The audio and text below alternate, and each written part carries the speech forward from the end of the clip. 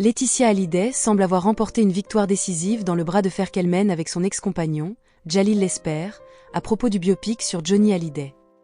Le projet de ce dernier, qui suscitait de nombreuses tensions, semble désormais abandonné.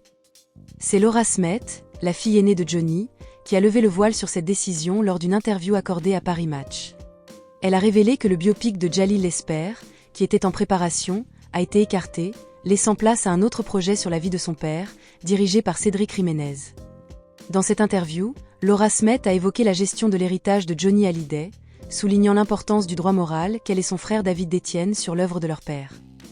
Elle a expliqué que, bien que la situation soit complexe, elle et son frère étaient régulièrement consultés pour l'utilisation des chansons et de l'image de Johnny, afin de garantir que tout projet respecte sa mémoire.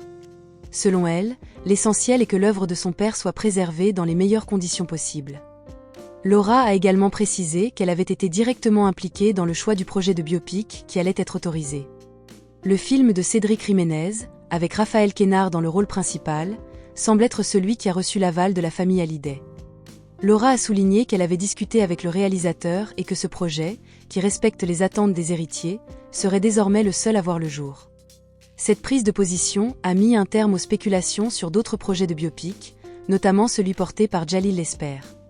Ainsi, la gestion de l'héritage artistique de Johnny Hallyday continue de susciter des débats, mais il semble désormais qu'un consensus se soit formé autour du projet de Cédric Jiménez.